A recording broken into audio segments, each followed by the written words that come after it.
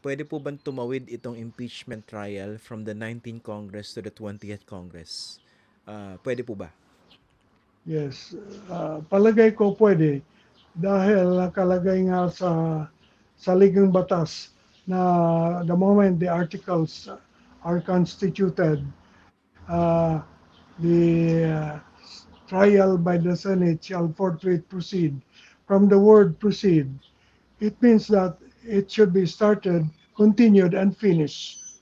Therefore, if it's not finished in the 19th Congress, it will have to be continued.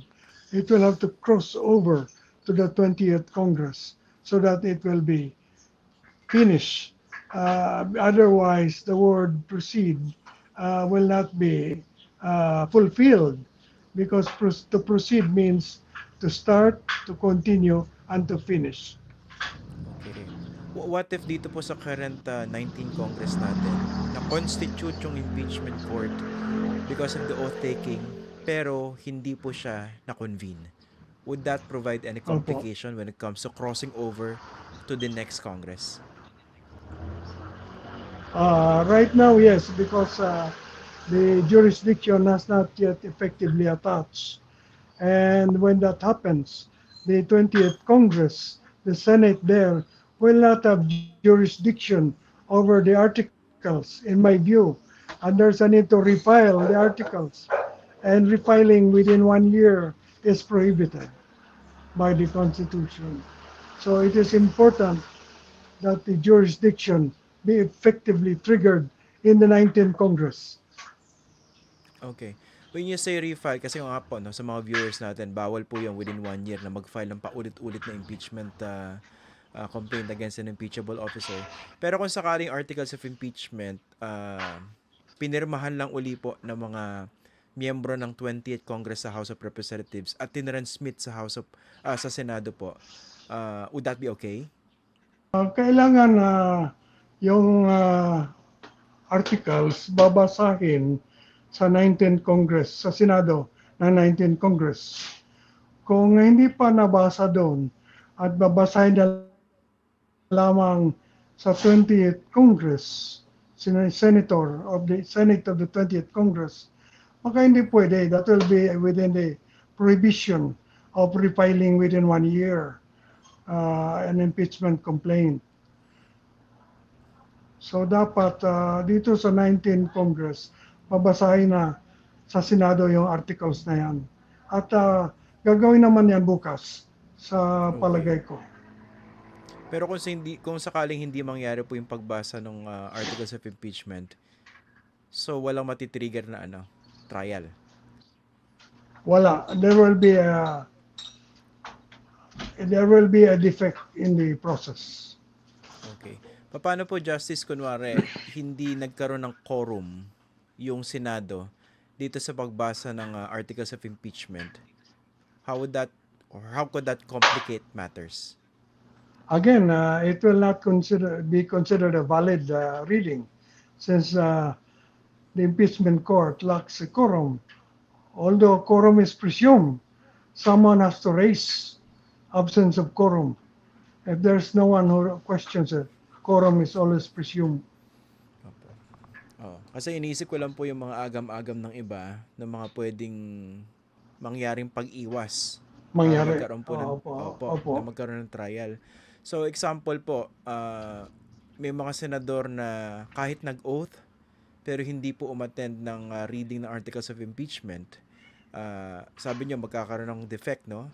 Pero pwede bang habulin yung mga senador na yon for not doing their job as impeachment judges just in case? That is up to the presiding officer. He can take measures to make sure that they attend the hearing. But I don't think so that will happen. Our senators are responsible enough. They took their oath. They are going to attend those first day of convening. Mm-mm. Pero dun sa Yes.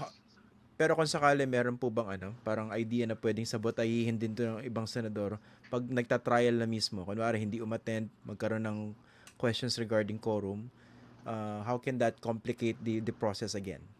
Well, as I said, if there's no quorum, and it is raised, they will have to adjourn until the quorum is obtained. But jurisdiction is already there, Okay. so if they cannot finish it within the 19th Congress, it can be continued in the next Congress. Mm. What do you think naman po Yes. about this, may dalawa kasing, isinulong na proposals, eh. Although unofficial naman, napag-usapan lang po.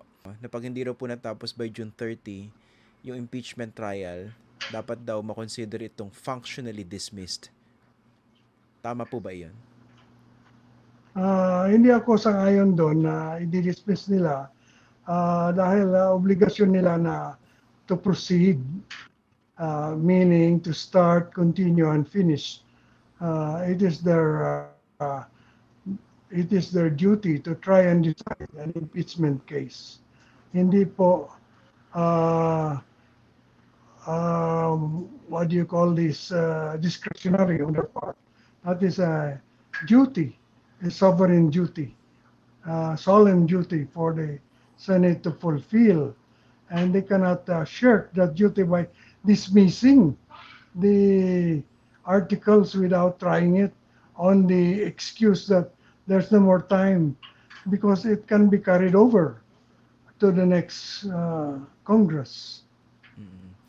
Kasi gano'n din po yung isang, draft resolution na inamin po ni Senator Bato na galing sa kanyang opisina at ang sinasabi naman po do'n ay de facto dismissal dahil daw masyado na matagal yung proseso, naagrabyado na yung ano, yung dapat masasakdal dahil hindi mabilis yung proseso. Yung option na yon, yung de facto dismissal naman, is that the same thing? It's not an option for the senators. That is an option, of course. They can always uh, say that the matter has been functionally disabled by the delay. But that is not factual. That's the problem. That is not factual. In fact, the delay has not caused uh, the matter to be untriable. No, it can still be tried. So I don't think that should be adopted.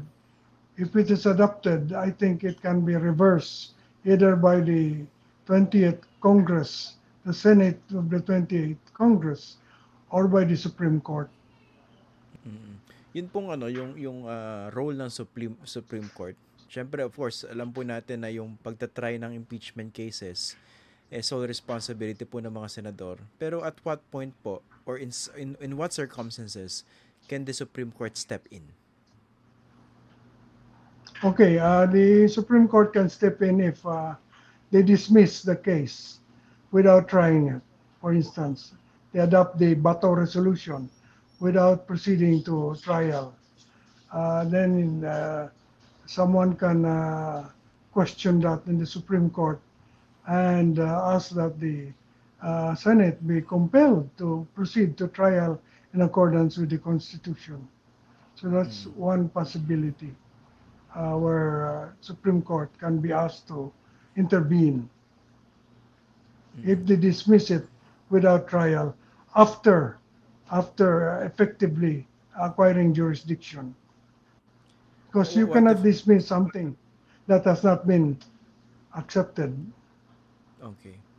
What if the Senate does not follow that? Kunwari yan ang sinabi ng Supreme Court. What can happen po? Yes. It depends on the reason why are they not trying the case. So again, it's their obligation to try the case. Why are they not trying the case? Depends on the reason. No? Supposing the prosecution uh, refuses to present evidence, or one reason or another, uh, the there's some obstruction in the presentation, then it depends whether or not the obstruction is valid. So we cannot foresee every circumstance, but as long as the matter can be tried in accordance with the rules, because they're the rules naman, uh, then there's no reason not to continue with the trial.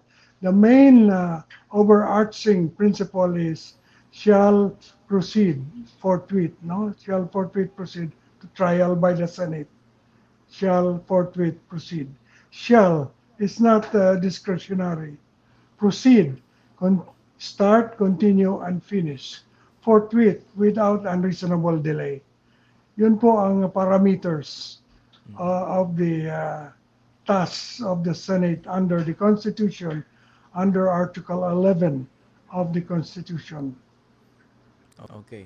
Yun namang yung plenary powers po ng Senado, can that controvert or sa tao dito um, go against those constitutional provisions po? Kunwari, pagbotohan nila, wag na tayo mag-trial.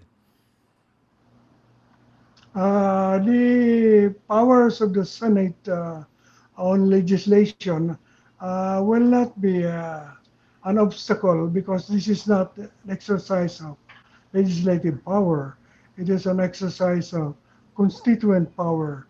Kaya po, hiwalay ang treatment dito. Separate article from Article 6 sa Article 11, because it's a constituent power.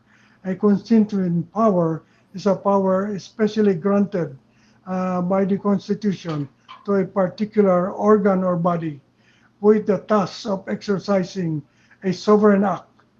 That therefore this act of trying and deciding an impeachment article is an act of sovereignty assigned specially by the Constitution to the Senate, and therefore it is a solemn and sacred duty, cannot be shirked. Apo, kanina pinaliwanag niya yung parameters, no? Especially dun sa forthwith proceed. May mga nakikita po ako nagtatanong online. Bakit daw po hindi niyo pag ginamit yung siguro mas understandable na salita na immediately instead of forthwith? Hindi po, dahil kung immediate, medyo sagad, walang leeway. Whereas forthwith allows reasonable delay. Paki-explain nga po muli yung overriding underlying principles behind Article 11 of our Constitution when it comes to accountability of public officials. Bakit napaka-importante po nitong prinsipyo at mekanismong ito sa ating konstitusyon? Opo, this is the thematic section which says that public office is a public trust, and public officers and employees shall at all times be accountable to the people. And therefore, this part of the accountability mechanism embedded in the Constitution. And the Senate is obliged to fulfill its role in assuring that accountability is observed in our governance. Kaya po, hindi po pwedeng pagliliban ito, hindi pwedeng i-dismiss yung articles. Kailangan i-try yung article na yan must be tried and decided by the Senate. Yan po ang kailangan gagawin ng Senado.